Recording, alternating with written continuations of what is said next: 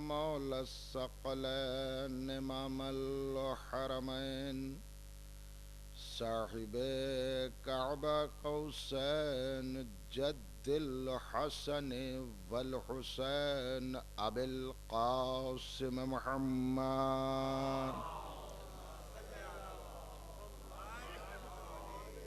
وآلہ اہل بیتہ الطیبین الطاہرین المعصومین المظلومین ولعنت اللہ علی اعدائہم ومنکر فضائلہم وغاصب حقوقہم اجمعین من الآن الى قیام یوم الدین اما بعد فقد قال اللہ سبحانہ تبارک وتعالی فی کتابہ المبین وہو اصدق الصادقین وقولہ الحق بسم اللہ الرحمن الرحیم قل لا اسألكم عليه اجرا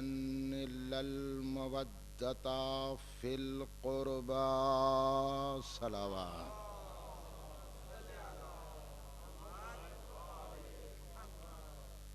معزز سامعین و برادران ایمانی عزاداران سید الشہداء، کل میں نے آپ حضرات کی خدمت عالیہ میں یہ بات پہنچانے کی کوشش کی کہ اللہ نے آل محمد کو جو رتبہ عطا کیا ہے وہ کائنات میں کسی کو عطا نہیں کیا، اور اس کی دلیل ہے، دیکھیے ہمارے اور آپ کے صادق آل محمد حضرت امام جعفر صادق سے کسی شخص نے سوال کیا قرآن کی ایک آیت کے بارے میں، تو اس پر معصوم نے فرمایا کہ ہر قرآن کے آیت کا ایک منظر ہے، ایک پس منظر ہے، ایک ظاہر ہے، ایک باطن ہے۔ کہا مولا یہ کیسے؟ کہا سنو، ظاہر میں تو یہی ہے کہ آدم نے پھل کھایا، قرآن میں ہے؟ کہا مولا ہاں۔ کہا مگر باطن میں یہ ہے کہ آدم نے ہمارے انوار کو دیکھا تو ان کے اندر ایک حسد پیدا ہو گیا، اور انہوں نے کہا کہ پروردگار مجھے بھی ایسا نور عطا کر دے۔ اب اس معصوم نے حسد کی تعریف بھی کی ہے، بتایا بھی حسد دو قسم کا ہے، ایک حسد بنا میں جلن اور ایک حسد بنا میں رشک۔ رشک اسلام میں برا نہیں ہے، حالانکہ کہا اسے بھی حسد جاتا ہے۔ مثلا کوئی بچہ پڑھنے میں بہت تیز ہے، اب دوسرا بچہ رشک کرے کہ میں بھی ایسے ہی ہو جاؤں تو اسے بھی محنت کرنا چاہیے، یہ اسلام میں ایسا نہیں ہے۔ آدمی کو اللہ نے بڑی دولت دی ہے تو آپ بھی محنت کریے، اللہ آپ کو عطا کر دے گا۔ تو دیکھیے آدم نے رشک کیا تھا کہ پروردگار یہ محمد کا نور اور یہ علی کا نور اور یہ حسن کا نور اور یہ حسین کا نور، ایسی نورانی ہستیاں اور یہ چمکتا ہوا جنت میں نور، پروردگار ایسا تو نور تیری جنت میں نہیں ہے تو مجھے بھی محمد جیسا بنا دے، علی جیسا بنا دے، حسن جیسا بنا دے، حسین جیسا بنا دے۔ بقدرت وہیں پہ اپنے جلال میں آئی۔ کہا آدم یہ تمہارے دل میں خیال کیسے پیدا ہوا؟ اس لیے کہ ان سے بہتر تو میں نے کائنات میں کسی کو بنایا ہی نہیں، میں نے تو وہ سانچہ ہی ختم کر دیا جس میں 14 کو بنایا تھا تاکہ اب کوئی نہ بن سکے۔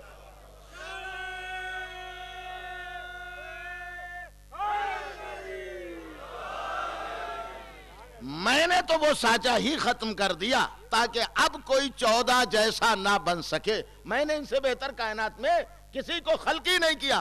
آدم تمہارے دل میں خیال کیسے پیدا ہو گیا؟ کہا آدم اب تم میری جنت میں نہیں رہ سکتے، چلے جاؤ میری جنت سے۔ کوئی اور مقصد نہیں تھا۔ دیکھیں یہ امام فرما رہے ہیں، یہ معصوم فرما رہے ہیں۔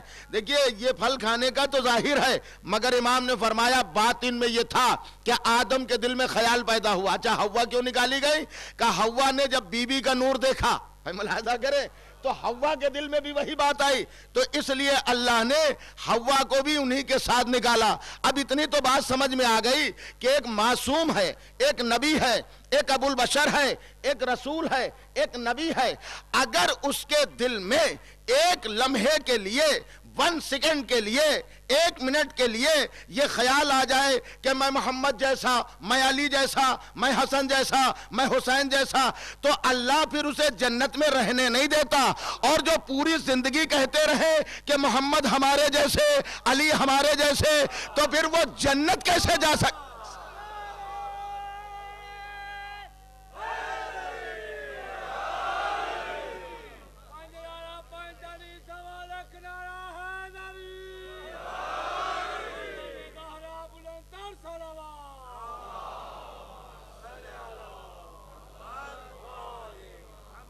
اس میں نے سانچے کو ہی ختم کر دیا۔ اب ایک جملہ روک کر عرض کر رہا ہوں، یہ سوال کیا تھا کسی نے امام سے، کہ امام سے پوچھا کہ آپ ہم سے افضل کیوں ہیں؟ کیا بات ہے؟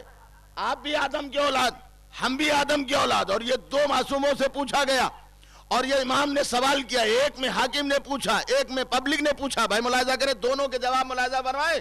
کسی نے کہا مولا یہ بتائیے کہ آپ کا صدقہ تو ہم کھا سکتے ہیں، لیکن ہمارا صدقہ آپ نہیں کھا سکتے، آپ کی اولاد نہیں کھا سکتی، یعنی سید کا صدقہ تو غیر سید کھا لے، کوئی قباحت نہیں، لیکن غیر سید کا صدقہ سید پر حرام ہے۔ مولا کیوں؟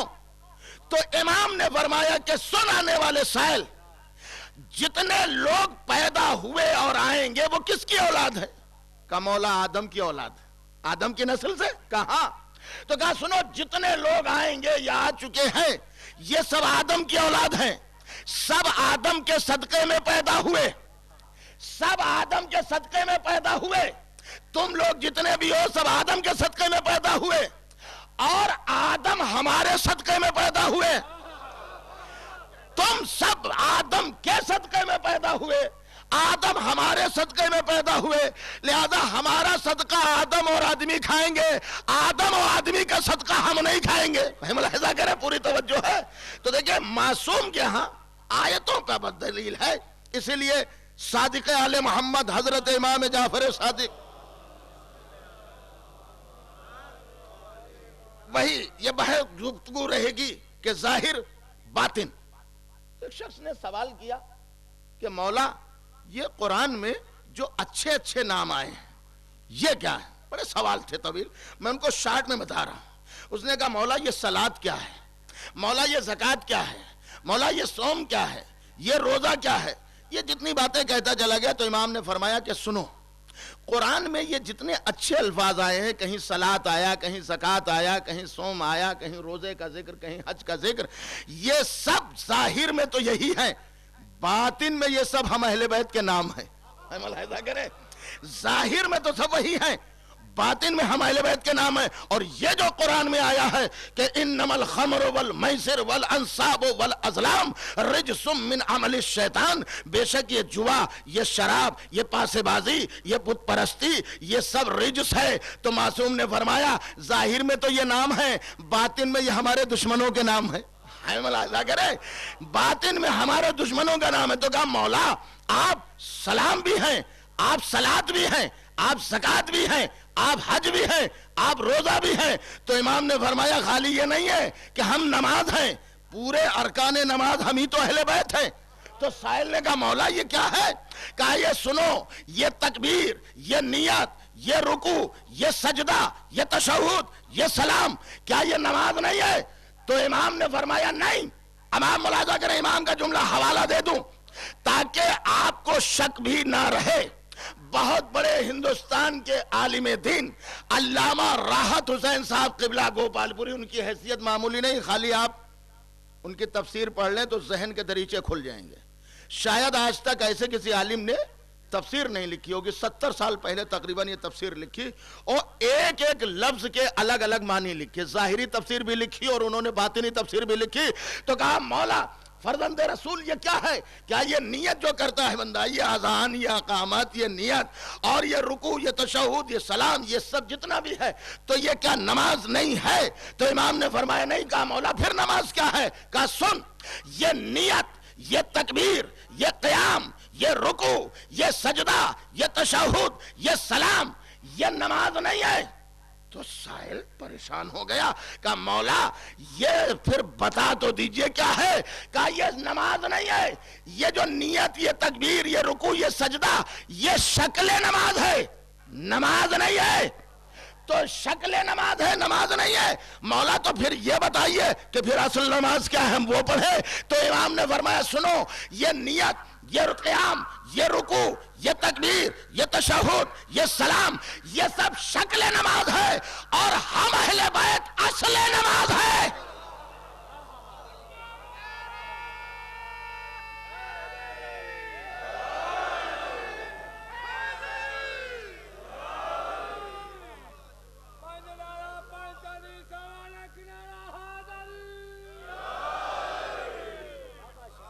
یہ سب شکل نماز ہے، ہم اہل بیت اصل نماز ہے۔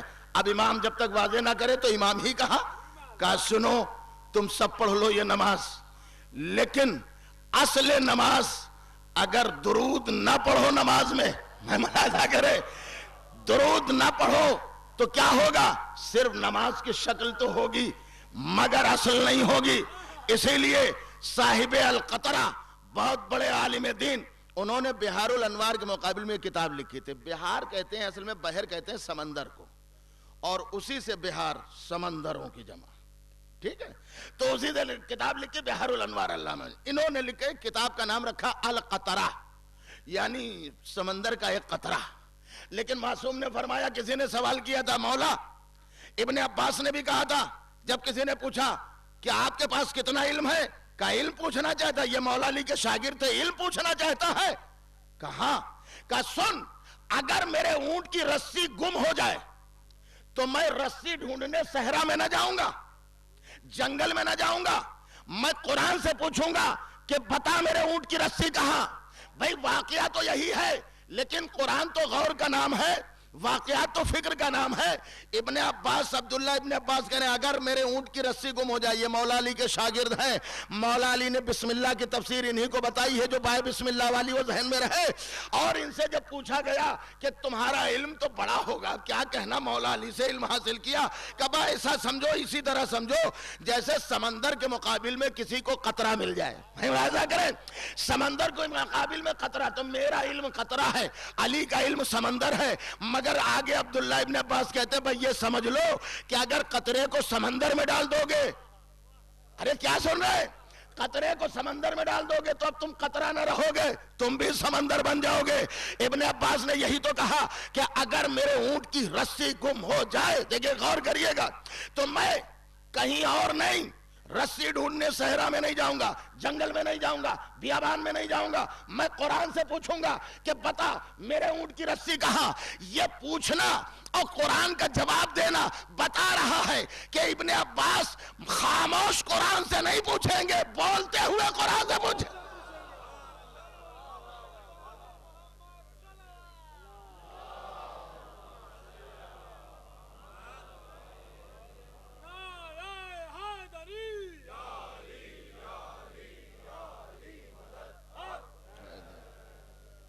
ایک صلوات بآواز بلند پڑھیں محمد آل محمد۔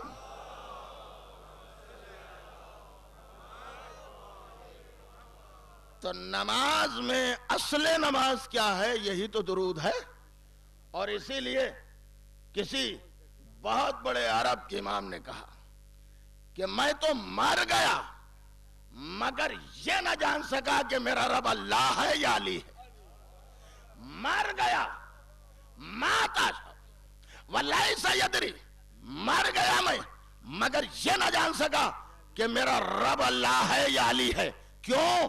اس لیے کہ رب کی جتنی بھی تشریحات کریے کہ اللہ ایسا ہوگا، اللہ ایسا ہوگا، اس کی یہ صفت، اس کی یہ صفت، اس کی یہ صفت، ہر صفت علی میں پائی گئی۔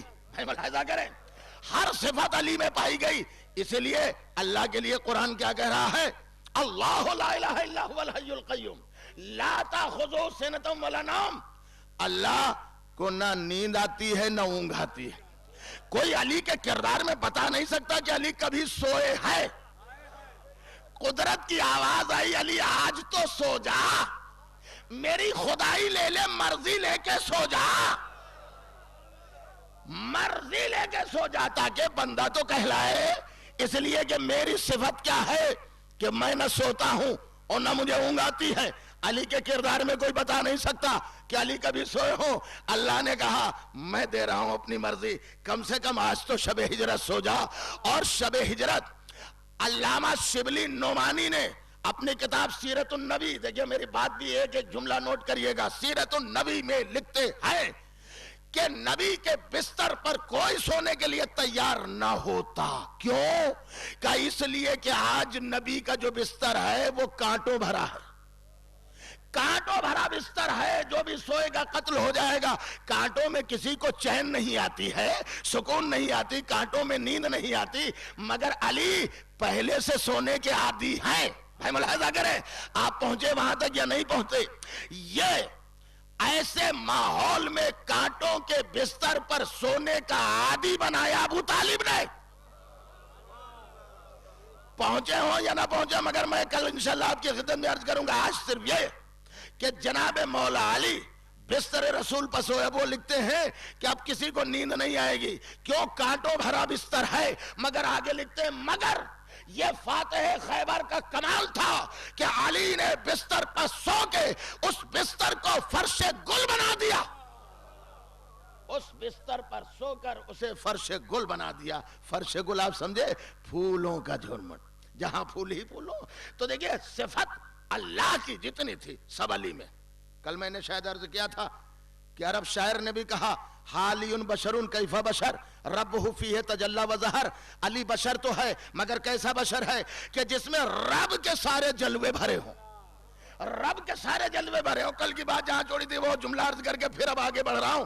اللہ نے مریم سے کہا شادی نہ کرنا، یہیں پہ تو تھی بات، ہم تمہیں اولاد دے دیں گے۔ میں آپ سے سوال کر رہا ہوں، دور تک مجمع ہے، آپ یہ بتائیے اللہ مجبور ہے یا علی کل شیء قدیر ہے؟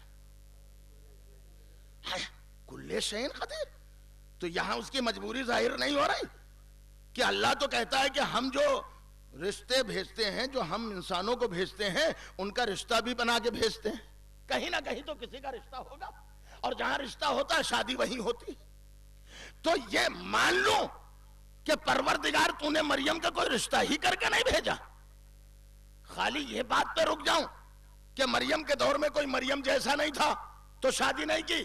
ارے جیسا نہیں تھا، وہ تو علی کل شیء قدیر تھا، وہ تو جیسا پیدا کر سکتا تھا۔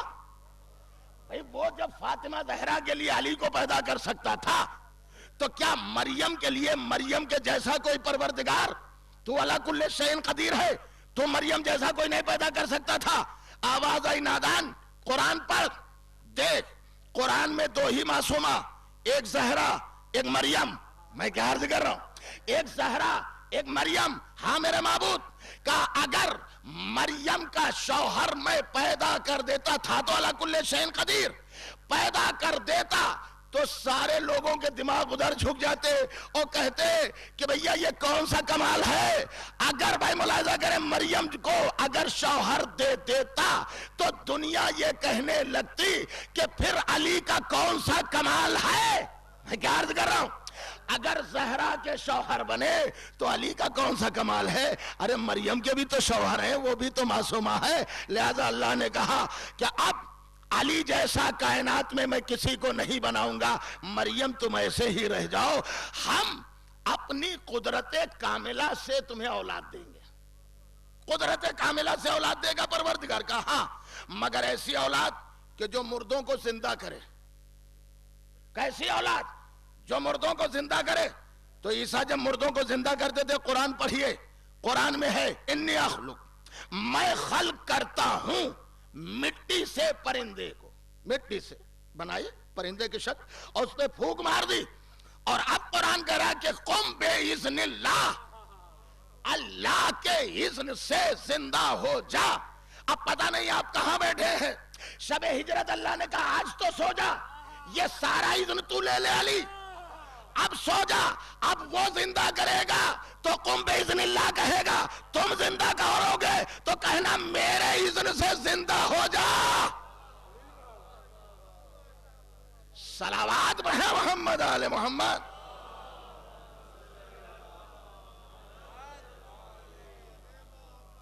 اس لیے کہ اللہ کے اذن کا نام ہی تو علی ہے، اور انشاءاللہ زندگی رہی تو کل میں آپ کی خدمت میں وہ خطبہ آپ کی خدمت میں عرض کروں گا۔ چھوٹا موٹا خطبہ نہیں ہے، یہ کئی مجلسوں میں بھی خطبے کے پیراگراف چلیں گے۔ مولا علی نے جناب سلمان نے جب کہا تھا کہ یا علی کچھ اپنا اقتدار بتائیے، جناب سلمان تو جانتے تھے۔ امام حسن نے بھی کہا مولا آپ یا بابا آپ اپنے اختیار کو بتاتے کیوں نہیں ہیں؟ بابا سلیمان کی حکومت اتنی تھی، آپ کی بھی حکومت، حالانکہ سلیمان کی حکومت کو قرآن نے ملکن عظیمہ کہا، ملکن عظیمہ، اور اہل بیت کی حکومت کو اللہ نے ملکن کبیرہ کہا۔ اب آج دیکھیے آپ پڑھیے سورہ دہر، سورہ دہر میں اللہ نے کہا ہم نے تمہیں ملک کبیر عطا کیا، سلیمان کو ملک عظیم عطا کیا، تو اب ملک عظیم بڑا ہے یا ملک کبیر بڑا ہے؟ فیصلہ کر لو۔ جب مؤذن اذان دے تو اگر اللہ عظیم کہے تو سمجھو سلیمان کا ملک بڑا ہے، اور اگر اللہ اکبر کہے تو سمجھو علی کا ملک بڑا ہے۔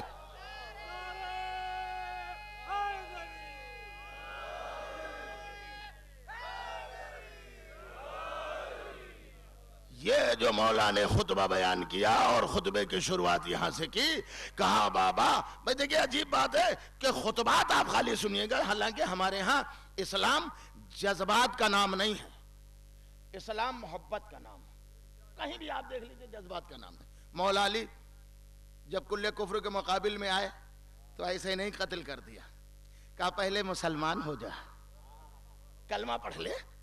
دیکھیں مسلمان کی پتہ نہیں ڈیفینیشن کیا ہے کیا نہیں، مجھے نہیں معلوم، لیکن ہمارے ہاں دعاؤں میں مسلمان کو بھی یاد کیا گیا۔ نماز میت ہے، چوتھی تکبیر کیا ہے پتہ ہے مولانا؟ اللہم اغفر للمومنین والمومنات والمسلمین والمسلمات، مغفرت فرما، گناہوں کو بخش دے مومن و مومنات کو، مسلم و مسلمات کو۔ معصوم سے پوچھا گیا کہ یہ مسلم کیا ہے، مسلمات کیا ہے؟ تو پیغمبر نے فرمایا مسلمان وہ ہے کہ جس کے ہاتھ اور زبان سے دوسرے مسلمان کو اذیت نہ پہنچے، دوسرے مسلمان کو اذیت نہ پہنچے۔ اور آسان کر رہا ہوں، بہت بڑے عالم دین مسلمانوں کے علامہ ابو الاعلی مودودی، انہوں نے 1938 اور 40 کے درمیان سیالکوٹ کی جامع مسجد پہ خطبات دیے، جمعے کے خطبے، وہ آج کتاب موجود ہے۔ یہ اس وقت کی بات ہے جب ہندوستان میں سے پاکستان الگ نہیں ہوا تھا، ایک تھا، 1938 کی بات ہے، 47 میں ہندوستان سے پاکستان الگ، تو اس وقت یہ پورا ملک ایک تھا۔ انہوں نے اپنی کتاب میں لکھا کہ مسلمان کی تعریف کیا ہے؟ کیا یہ نام کے ذریعے سے مسلمان کا؟ نہیں، نام کے ذریعے سے مسلمان نہیں ہے۔ کیا یہ لباس کے ذریعے سے؟ کا نہیں، لباس کے ذریعے سے بھی نہیں۔ کہا پھر کہا مسلمان اپنے کردار سے مسلمان۔ بھئی پوری توجہ رکھیے گا، مسلمان اپنے کردار سے مسلمان۔ اب پھر آگے سنیے، بہت بڑے عالم دین علامہ جلال الدین السیوطی، بہت بڑے عالم دین، انہوں نے اپنی تفسیر میں سورہ محمد میں لکھا کہ منافق کی 3 علامتیں، آج ایک سن لیجئے، منافق کی 3 علامتیں، کتاب دیکھ لیجئے۔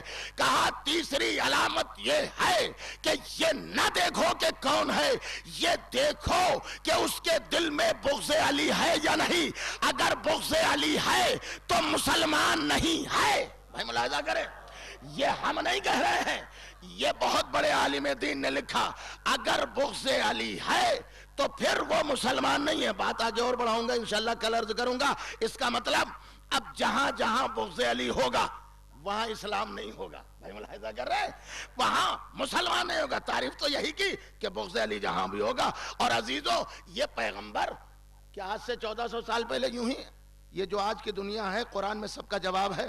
انٹرنیٹ کیا ہے؟ کمرے میں آپ بیٹھ جائیے اور پوری دنیا کی خبر آپ کو مل جائے گی۔ اس کا مطلب سائنس اتنی آگے بڑھ گئی، اسلام اتنا پیچھے؟ یہ ہو ہی نہیں سکتا کہ سائنس اتنی آگے بڑھ جائے، اسلام کے پاس کوئی جواب نہیں۔ اللہ کے رسول، آج کی دنیا میں انٹرنیٹ سے ہمیں اتنی خبریں مل رہی ہیں، اور آپ نے اسلام میں کوئی ایسا انٹرنیٹ جاری نہ کیا جو خبریں دے؟ کہا نادان، اسی لیے میں 13 رجب کو تو گیا تھا، 13 رجب کو اسی لیے تو گیا تھا، علی کو ہاتھوں پر اٹھایا تھا، اسی لیے تو توریت انجیل زبور قرآن پڑھوایا تھا کہ جو یہ ساری دنیا کی خبریں انٹرنیٹ دے رہا ہے تو وہ جتنی خبریں فیڈ ہیں وہی خبر دے گا۔ یہ وہ علی ہے کہ کوئی بھی سوال کرو گے سوال ختم نہیں ہوگا، علی کا جواب ہوگا۔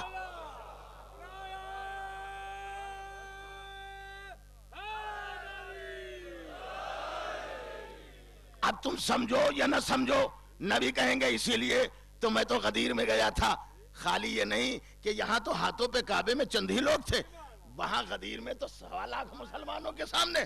اور عزیزوں، ایسا صحرا کسی نے دیکھا نہیں ہوگا کہ جہاں سب صحابی ہوں، جہاں سب حاجی ہوں، جہاں سب مسلمان ہو اور اللہ کی ضمانت بھی ہو۔ میں ملاحظہ کرے، اللہ کی ضمانت ہو، اور ایسا منبر کبھی بنا ہی نہیں۔ حالانکہ سلیمان نے کہا تھا، کون ہے جو تخت بلقیس لیا ہے چشم زدن میں؟ تو جنات تو افریت بھی تھے، قرآن میں ان کا اتنی دیر میں آ جائیں گے، ان کا نہیں۔ تو ان کے وزیر بول پڑے آصف، ان کا چشم زدن میں آ جائے گا۔ چشم زدن کیا ہے؟ یہ آنکھ کے پلک جھپکنے سے پہلے آ جائے گا۔ اچھا تو لے آؤ۔ اب قرآن کہہ رہا ہے کہ وہ اسم اعظم 73 ہے، انہیں ایک حرف کا علم تھا، تلاوت کی زمین سمٹ گئی۔ تھا کہاں؟ یہ ملک سبا یمن کا علاقہ کہا جاتا تھا، وہاں تخت بلقیس، اور جناب سلیمان شام کی سرحدوں پر۔ یہ اتنی دوری چشم زدن میں، اگر قرآن نہ ہوتا تو کوئی نہ مانتا، قرآن نہ کہتا تو کوئی مانتا نہیں۔ چشم زدن میں یعنی پلک جھپکنے سے پہلے، اور اسی لیے تو انہوں نے کہا ھذا من فضل ربی، یہ میرے رب کا فضل ہے۔ پیغمبر نے فرمایا آصف کو ایک حرف کا علم تھا، علی تجھے 72 کا علم ہے۔ آصف کو ایک حرف کا علم، علی تجھے 72 کا علم ہے۔ تو تجھے جسے ایک کا علم ہو وہ اتنی دور سے تخت منگوا سکتا ہے، اور جسے 72 کا علم ہو کیا مدینے سے ممبر نہیں لا سکتا؟ دیکھیے ایک عجیب بات ہے، کیا وہ مدینے سے ممبر نہیں لا سکتا؟ حالانکہ کل بات میں عرض کروں گا، جناب سلیمان پیغمبر نے وہاں پہ اعلان کیوں کیا؟ یہاں پیغمبر نے غدیر میں اتنا مجمع کیوں بلایا؟ کیوں بلایا؟ یہ بات کہنے کی تھی تو مکے میں کہہ دیتے، حج کے دوران کہہ دیتے، لیکن اب کیوں بلایا؟ کہ صاحب سب کو روکا، اور غضب کی دھوپ تھی، ایسی دھوپ کہ لوگ اپنی رداؤں کو زمین پر رکھتے تھے۔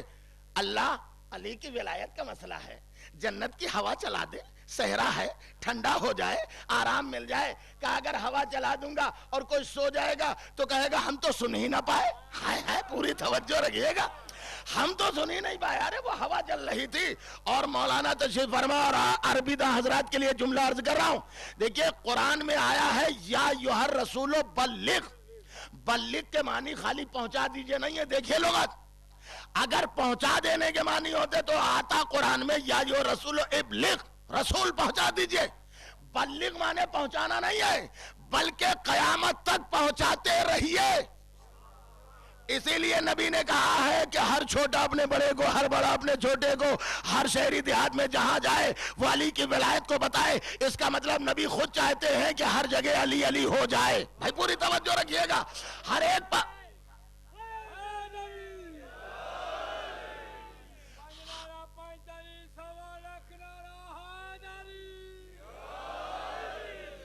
ہر جگہ ذکر علی ہونا چاہیے۔ اسی لیے رسول سے کہا بلغ۔ بات جو رہ گئی وہ کل عرض کروں گا۔ دیکھیں مجھے وقت کم مل رہا ہے، اور اس کی ایک اور بھی وجہ ہے کہ محرم ہے اور ماتمی آتے ہیں، ان کو بھی پڑھنے کا حق ہے۔ میں نے صاف کہہ دیا کہ میں بھلے کم پڑھوں لیکن کسی ماتمی کا دل ناراض نہ ہو۔ ایک صلوات پڑھے محمد آل محمد۔ اب آپ دیکھیں کہ منبر شان کا، دیکھیں جو بھی مجمع ہے، میں ایک سوال کروں گا، اگر بھائی بات سمجھ میں نہ آئے تو اب جواب دیجئے گا، یہ آپ کا فرض ہے۔ کیا کوئی یہ کہہ سکتا ہے اتنے مجمع میں کہ ہمیں مولانا دکھائی نہیں دے رہے ہیں؟ سب کہیں گے بھئی مولانا دکھائی دے رہے ہیں، یہ 2 ہی زینے کا منبر ہے۔ لیکن غدیر اٹھا کر دیکھیے، 70 زینوں کا منبر، 70 زینوں کا ممبر، اور نبی ممبر پر بیٹھے ہیں اور علی کو اسی زینے پر کھڑا کیا. ابھی تو خطبہ دے رہے ہیں نا، خطبہ چھوٹا موٹا نہیں ہے، کم سے کم 1 گھنٹے کا خالی خطبہ پڑھ دیا جائے، خالی عربی میں 1 گھنٹے کا خطبہ. تو اس وقت تک علی کھڑے. وہ کہا صاحب علی کو دکھانا چاہتے تھے. ارے نادانو، اگر دکھانا چاہتے تو کہہ دیتے یہ علی ہیں، یہ مولا ہے. میں دیکھ لیا. یہ ہاتھوں پر اٹھانے کی کیا ضرورت تھی؟ میں آپ کی خدمت میں عرض کر رہا ہوں، جب ممبر اتنا بڑا تھا، طویل تھا، تو علی تو جب ممبر پر کھڑے ہیں، بھائی لفظوں پر غور کیجئے گا، جب علی اتنے بڑے ممبر پر کھڑے ہیں تو علی تو مجمع سے ویسے ہی بڑے ہیں. پھر یہ اللہ کے رسول آپ نے ہاتھ پر کیوں اٹھایا؟ اس کی وجہ کیا ہے؟ ہاتھوں سے کیوں بلند کیا؟ اب اس میں 2 وجہ ہیں. بھائی قرآن پڑھیے، میں قرآن سے جواب دوں گا. جناب سلیمان چونٹی کو ایک ہاتھ پہ لیتے ہیں، ایک ہاتھ پہ، اور کہتے ہیں کہ بتا تو افضل ہے یا میں؟ تو اس نے کہا سرکار اگر میں یہ کہہ دوں کہ آپ مجھ سے افضل ہیں تو آپ کی افضلیت ثابت ہی نہیں ہوگی. پھر کہا آپ معاذ اللہ افضلیت آپ کی اور نیچے آ جائے گی، جو بھی آپ کا فضل ہے نیچے آ جائے گا. کیوں؟ کہ اگر یہ میں نے کہہ دیا کہ آپ مجھ سے افضل ہیں تو کیا زمانے میں شور ہوگا؟ وہ سلیمان کون تھے؟ جو جنات کے بادشاہ، جو انسانوں کے بادشاہ، جو چرند کے بادشاہ، جو ساری دنیا کے بادشاہ، اور جو نبی بھی تھے اور رسول بھی تھے، ان کا ساتھ چونٹی سے افضل تھے. تو جو تصور ذہن میں چونٹی کا ہوتا اس سے اوپر نبی کا ہو جاتا. تو اس چونٹی نے آواز دی، کہا اللہ کے نبی. بھائی دیکھیے کتاب کا حوالہ دے رہا ہوں، علامہ شیخ عبد علی حویزی اپنی کتاب تفسیر میں لکھتے ہیں کہ جناب سلیمان نے چونٹی کو اپنے ایک ہاتھ پر لیا اور کہا کہ بتا تو افضل ہے یا میں افضل ہوں؟ کہ اللہ کے رسول اگر میں یہ کہہ دوں کہ آپ مجھ سے افضل ہیں تو افضلیت ثابت نہیں ہوگی جو میں نے عرض کیا. کہا پھر؟ کہا میں بتاتی ہوں آپ کیسے افضل ہیں. کہا آپ نبی خدا، آپ نبی خدا، میں آپ کے دستے مبارک پر، آپ نبی خدا، میں آپ کے ایک دستے مبارک پر، اس لیے میں آپ سے افضل ہوں. تو کیا قرآن پڑھ کے تم اب تک علی کو نہ سمجھے؟ ارے جو نبی کے ایک ہاتھ پہ آ جائے وہ نبی سے افضل ہوتا ہے، تو جو نبی کے دونوں ہاتھوں پہ آ جائے.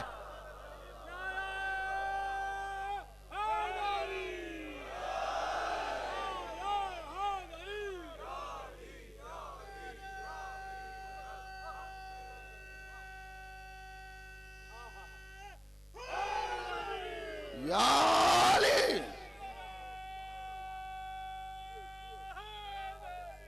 یا علی،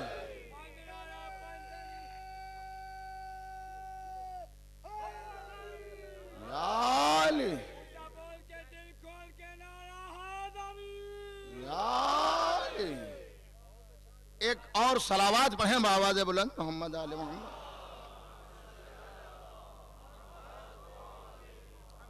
اب دیکھیے پھر انشاءاللہ کل آپ کی خدمت میں عرض کروں گا، وقت بہت زیادہ ہو گیا ہے. بھائی اتنا آپ سمجھئے، یہی بات میں کل عرض کروں گا. غدیر کی اہمیت کیا ہے؟ غدیر ہے کیا؟ غدیر ایک صحرا ہے، کربلا بھی ایک صحرا ہے، دونوں صحرا. مگر یہ یاد رکھیے گا کربلا انہی کے حصے میں آئی جنہوں نے غدیر کو اپنایا.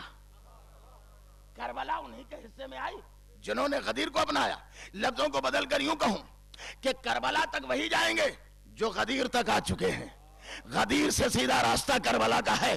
اب یہ نہ کہیے کربلا کو ہم نے اپنایا، یہ ہمارے لیے نہیں ہے. ارے جو حق بات کہے گا کربلا اس کے لیے، کہ حسین حق بات ہی کہنے کے لیے تو کربلا آئے ہیں. اور شاید پاکستان کے کسی شاعر نے بھی اسی پہ آواز دی کہ کب ہم نے یہ کہا کہ ہماری ہے کربلا، کب ہم نے یہ کہا کہ ہماری ہے کربلا. ارے حق بات تم کہو تو تمہاری ہے کربلا. کب ہم نے یہ کہا کہ ہماری ہے کربلا، حق بات تم کہو تو تمہاری ہے کربلا. اور قلب نبی پر جس نے اتاری ہے آیتیں، اس نے ہمارے دل پر اتاری ہے کربلا. یہ کربلا ہمارے دل پہ نقش ہے، ہماری رگوں میں کربلا ہے، ہمارے دماغ میں کربلا ہے، ہمارے ذہن میں کربلا ہے.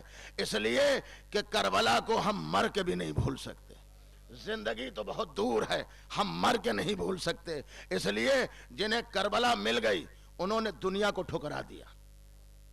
یہ الگ بات ہے کہ دنیا کے لیے انسان آرام ڈھونڈتا ہے کہ صاحب آرام نہیں، تکلیف ہے.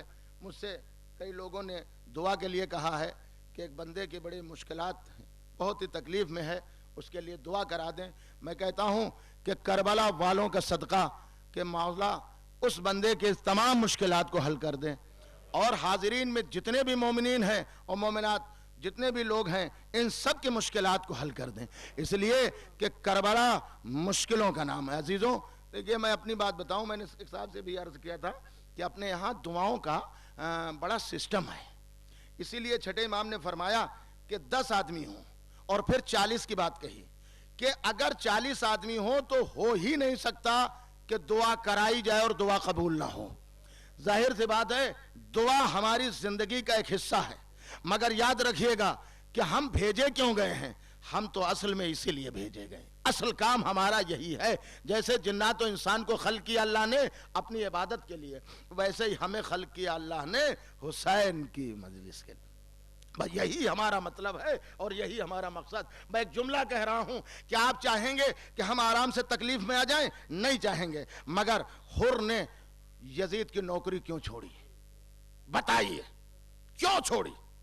جاہو حشم، سپہ سالاری، لشکر پہ تلوار، عزت، حشمت، کیا کہوں کیا کیا رتبے تھے، سب کو ٹھوکر مار دی اور حسین کے پاس کی غلامی میں آ گیا. یہاں کیا ہے؟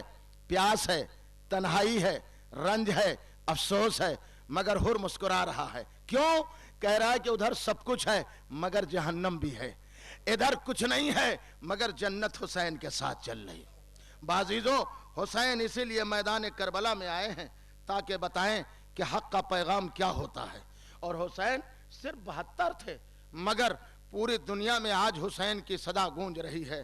عزیزوں، میں نے کل بھی اور پرسوں بھی عرض کیا تھا کہ ہندوستان میں ہندوؤں کا بھی بڑا مہتو ہے کہ انہوں نے آزاداری میں بہت زیادہ کوآپریشن کیا، بہت زیادہ مدد کی ہے.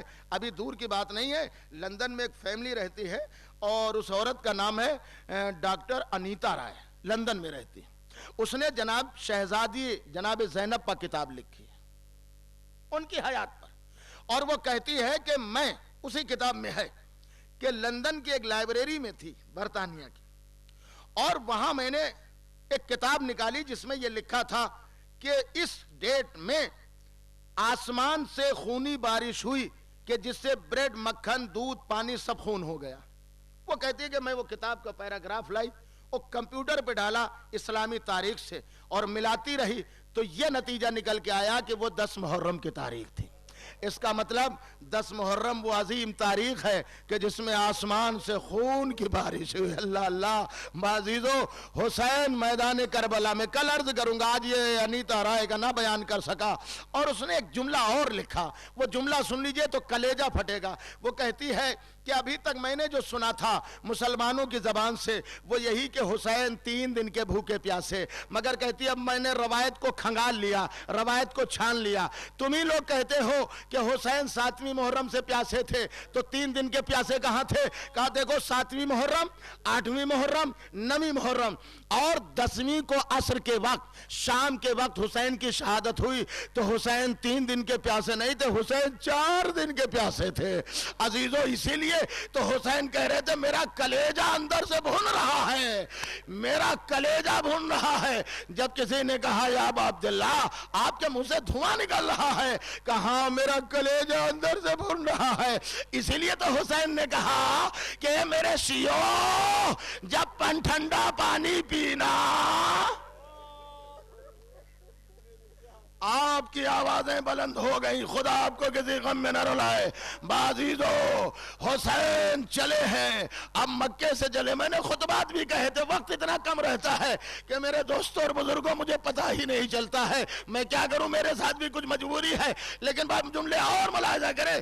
حسین مکے سے چل دیے ہیں، ایک جگہ حسین کا خیمہ لگ گیا اور دور زہیر کا خیمہ ہے. یہ کوفے کے رئیسوں میں تھے مگر حسین سے دور خیمے لگا رہے تھے. حکومت امت کے خوف کی وجہ سے.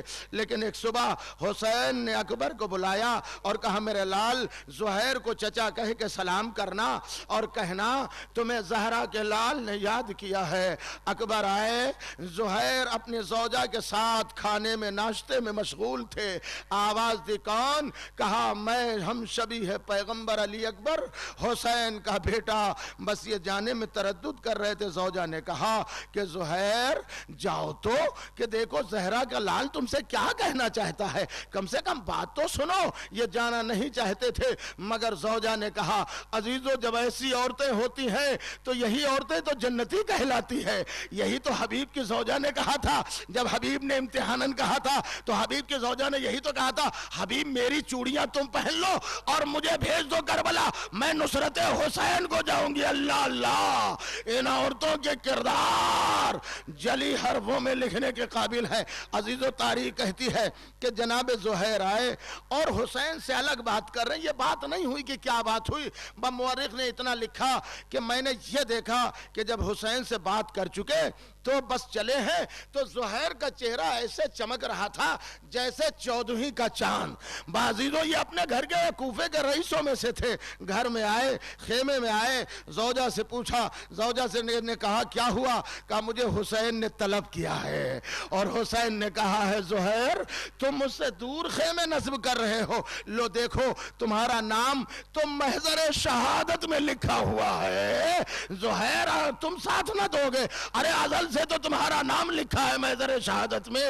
بعضیز و زہیر کہتے ہیں آج مجھے اتنی خوشی ہوئی کہ جتنی اس وقت نہیں ہوئی تھی. زوجہ نے پوچھا اس وقت کیا؟ کہا نبی کے ساتھ ایک جنگ ہوئی تھی جس میں بڑا مال غنیمت ملا تھا تو میں بہت خوش تھا. مگر ایک صحابی نے بازو پہ ہاتھ رکھا. کہا زہیر آج اتنا خوش ہو رہے ہو، کل جب زہرا کے لال کے پاس کبھی جاؤ گے اور وہ خوشخبری سنائے گا اس سے بڑی یہ مال کی خوشی نہیں ہوگی. بس زہیر کہتے ہیں کہ اے میری زوجہ، زوجہ کا نام تاریخ نے دیلم لکھا ہے. کہا میری زوجہ دیلم جب میں نے تجھے راہ خدا میں طلاق دی بس زوجہ کھڑی ہو گئی. کہا زہیر مجھے طلاق نہ دو، میں سوکھی روٹی کھا کے بسر کر لوں گی مگر تم زہرا کے لال کے نصرت کے لیے چلے جاؤ. عزیزو زہیر آ گئے، حسین کی فوج میں شامل ہو گئے. زہیر کے کیا کارنامے تھے؟ تاریخ کہتی جب شب عاشور تقریریں ہوئی ہیں تو زہیر ہی کی یہ تقریر کا خلاصہ تھا مولا آپ یہ کہہ رہے ہیں ہم چلے جائیں، مولا اگر مجھے قتل کیا جائے اور کیسے قتل کیا جائے؟ قینچی سے ہمارے جسم کو کاٹا جائے مولا، اتنی اذیت ہو، قیمہ قیمہ ہمارے جسم کو کیا جائے اور ہمارے لاش میں آگ لگا دی جائے اور ہماری راگ کو ہوا میں اڑا دیا جائے مولا، پھر زندہ کیا جائے، پھر قینچیوں سے کاٹا جائے اور یہ عمل ایک بار نہ کیا جائے 70 بار عمل کیا جائے مولا، پھر بھی ہمیں جب زندہ کیا جائے گا ہم آپ کی نصرت سے باز نہ آئیں گے. اللہ اللہ، حسین نے ولولے دیکھے. عزیزو ایک سوال یہ آتا ہے کہ حسین نے اپنے لال کو سب سے آخر میں کیوں بھیجا؟ اس کی بھی وضاحت کل مصائب میں انشاءاللہ کروں گا. عزیزو یہ زہیر کی تقریر تھی شب عاشور جب حسین نے عباس کو بھیجا ہے کہ جاؤ ان سے اجازت لے لو تو ساتھ میں زہیر گئے ہیں. ماحول بڑا پراشوب تھا کہ کہیں ایسا نہ ہو کہ یہ زہرا کا بیٹا اس کا کوئی ساتھ چھوڑ دے. آواز دی جب گھوڑے پر سوار ہو کر عباس کے ساتھ زہیر چل رہے تھے. کہتے ہیں کہ زہیر کہتے ہیں عباس تمہیں معلوم ہے کہ تمہارے بابا نے ایک فرزند کی تمنا کیوں کی ہے؟ بس ایک بار عباس کو غیظ آ گیا. چچا تم مجھے شجاعت دلا رہے ہو، آقا سے اجازت لے لو، یہ فوج میری نظروں میں کچھ سما نہیں رہی ہے. جزاکم ربکم، غازی نے کہا یہ فوج میری نظروں میں کچھ سما نہیں رہی ہے. بس ہاں عزیزو زہیر آ گئے لیکن ہاں شب عاشور گزری، قربانیاں ہونے لگی. آخر میں عزیزو ظہر کا وقت آ گیا. حسین کے کتنے صحابی تھے؟ تاریخ نے لکھا صبح سب سے پہلے تیر چلا ہے تو کس نے چلایا ہے؟ فوجی کمانڈر نے چلایا اور یہ جملہ کہا گواہ رہنا پہلا تیر حسین کی طرف رہا کر رہا ہوں. عزیزو تاریخ نے لکھا 32 صحابی وہیں پر کام آ گئے. اب کتنے صحابی بچے؟ یہی تو جنگ کرتے رہے. مگر جب ظہر کا وقت آیا, ابو سمامہ سیداوی نے کہا مولا یہ اول وقت ظہر کا ہے, ہم چاہتے ہیں یہ نماز آپ کے پیچھے اور ادا کر لے. صفیں بچھ گئی. حسین نے آواز دی کہ تم بھی نماز پڑھ لو, مسلمان ہونا. مگر آواز آئی کہ تیروں کی روانی کو اور تیز کر دو. کم سے کم کی تاریخ کتابوں میں ہے کہ 5000 کمانوں سے تیر چل رہے تھے کہ حسین کا کوئی جان نماز, حسین کا کوئی بچہ, کوئی صحابی نماز سے اٹھنے نہ پائے, وہیں پر شہید کر دو. بعضیز و تاریخ کہتی ہے کہ جیسے ہی زہرا کے لال کی صفیں بچھی, خاک پر تیمم ہوا کہ ادھر سے کسی نے کہا زہرا کے لال کی نماز قبول ہی کہاں ہے. حبیب نماز میں آ چکے تھے, صف میں کھڑے ہو گئے. میں ایک بار حسین کہتے حبیب کہاں جا رہے ہو؟ کہا مولا اب یہ نماز آپ کے جد کے پیچھے جنت میں پڑھوں گا. ارے اس نے گستاخی کر دی ہے, اور یہ کہہ کر فوج میں کود پڑے. او کیا بک رہا ہے؟ ارے تیری نماز قبول ہو اور زہرا کی نماز, زہرا کے لال کی نماز. میں ایک گزارش اور کروں گا جملہ روک کر. عزیزو جب حسین کا عزادار ہو تو نماز ترک نہ کرنا, اس لیے نماز حسین کی خوشنودی کا سبب ہے. نماز بر وقت ہے, ذکر حسین ہر وقت ہے, نماز کو بھی نہ ترک کرنا. عزیزو حسین نے جیسے سب بچھائی, اب کیسے نماز ہو؟ 5000 کمانے ہیں, تیر آ رہے ہیں. 2 صحابی آگے بڑھے, ایک کا نام سعید ہے, ایک کا نام زہیر ہے. آگے بڑھ کے کہتے مولا آپ نماز پڑھیے, ہم آپ کو نماز پڑھوائیں گے. یہ پہلا موقع ہے نماز کا کہ جب امام سے آگے حفاظت کرنے والے کھڑے ہیں. عزیزو ادھر سے کہا جا رہا ہے کہ تیروں کی روانی اور تیز کر دو. تاریخ میں عزادارو جملہ ہے کہ جیسے پانی کا میہ برس رہا ہو, تیر ایسے برس رہے تھے. مگر کبھی سعید اپنے سینے پر لیتے ہیں, کبھی زہیر اپنے سینے پر لیتے ہیں, کبھی بازو پر لیتے ہیں, کبھی تلوار سے کاٹتے ہیں, اور کہتے جاتے ہیں کہ بھائی دیکھو کوئی تیر زہرا کے لال تک نہ پہنچنے پائے, ورنہ ہم زہرا کے لال کو اگر تیر لگ گیا تو ہم نبی کو کیا منہ دکھائیں گے؟ ارے ہم فاطمہ زہرا کو کیا جواب دیں گے؟ عزیزو ادھر حسین نے سلام پھیرا, ادھر سعید گرے, ادھر زہیر گرے. بس زہیر نے ہاتھوں کو جوڑا, مولا کیا ہم مجھ سے راضی ہو گئے؟ ہاں ہاں میں تم سے راضی ہو گیا. سعید و زہیر کو اپنے زر کو اپنے زانوں پر رکھا, سر سہلانے لگے, بھی جان باقی تھی نا. کہتے جاتے ہیں میرے سعید, اے میرے زہیر, ارے خدا تمہیں نماز گزاروں میں شمار کرے, تم نے میری نماز ظہر تمام کر دی. کہا آقا اب کوئی بزرگ نظر آ رہے ہیں, آہستہ آہستہ آ رہے ہیں. کہا سعید و زہیر تمہیں مبارک ہو, یہ میرے نانا رسول تمہیں لینے کے لیے آئے, یہ میرے نانا رسول تمہیں لینے کے لیے آئے ہیں. پھر سر کو سہلانے لگے. سعید و زہیر تم نے نماز ایسے عالم میں تمام کرائی. کہا آقا کوئی اور بزرگ نظر آ رہے ہیں, ہاتھ میں کچھ لیے ہوئے ہیں. کہا سعید و زہیر یہ میرے بابا علی ہے, حوض کوثر کا پانی بھی تمہارے لیے لا رہے ہیں. اے سعید و زہیر کہا پانی پی لینا. کا مولا ہم پانی نہ پیئیں گے جب تک زہرا کے لال. بس ایک بار سر کو سہرا ہے, کہا مولا اب مجھے سامنے کوئی نقاب پوش بھی نظر آ رہی ہے. پر حسین کہتے ہیں سعید و زہیر ارے بات اب ہو جاؤ, اپنے پیروں کو سمیٹ لو, میری اماں کی سواری آ گئی ہے. اب جب پہنچنا وہاں تو کہنا اماں سے کہ فاطمہ زہرا ارے حسین 3 دن کا بھوکا پیاسا.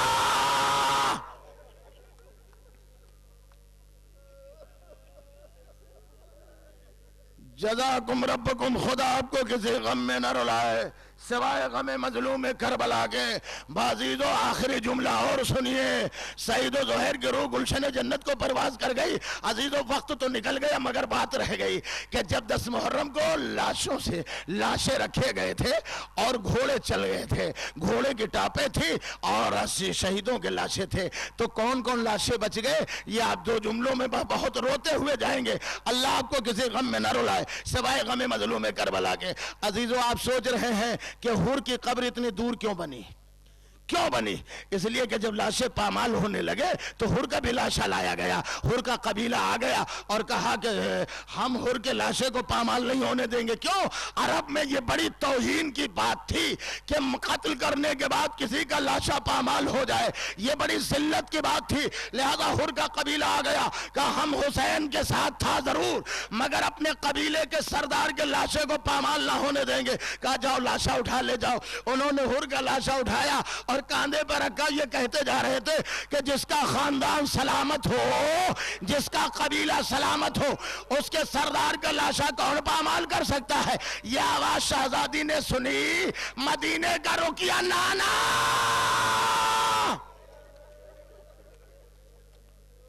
جزاکم ربکم، خدا آپ کو کسی غم میں نہ رلائے۔ بآخری جملہ عزیزو، تاریخ کہتی ہے جب 11ویں محرم کو یہ قافلہ کربلا سے چلا اور کوفے پہنچا ہے، وہاں اعلان ہوا کہ حسین اور ان کے ساتھیوں کو قتل کر دیا گیا، لاشوں کو یوں ہی چھوڑ دیا گیا۔ تو یہی زہیر کی زوجہ دیلم نے اپنے غلام کو بلایا اور ایک کفن دیا، کہا اے میرے غلام اور اے زہیر کے غلام، بس ایک ہی کام ہے، جا تجھے آزاد کر دوں گی۔ کیا ہے بی بی کام؟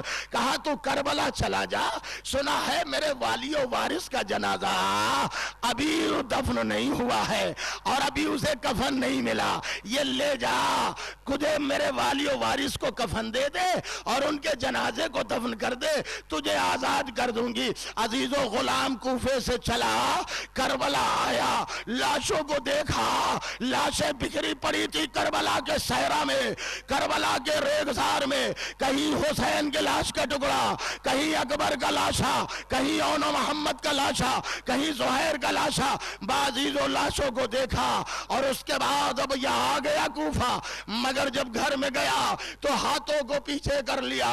دیلم نے کہا، زوجہ زہیر نے ختم عزیزوں کہا میرے والی و وارث کو کفن دے آیا، ان کی روح سکون میں ہو گئی ہوگی۔ بس ایک بار غلام نے ہاتھ آگے کر دیے، بی بی یہ کفن ساتھ لے کر آ گیا، زوجہ کھڑی ہو گئی، کہا اے غلام تو نے اپنے آقا کو کفن کیوں نہ دیا جبکہ میں نے کفن دے کر تجھے بھیجا تھا؟ کہا شہزادی معاف کر دیجئے، ارے میں کربلا گیا تو تھا کفن دینے، مگر میں نے دیکھا سارے لاشیں بے کفن پڑے ہیں، کوئی لاشا دفن نہیں ہے، اگر تیرے شوہر کو کفن دے دیتا محشر میں فاطمہ کیا کہتی؟ اے غلام ارے اپنے آقا کو کفن دے دیا، ہائے جو کائنات کا آقا، زہرا کا لال، لاشوں بے گور و کفن، فاطمہ کی صدا، ارے میرا لال۔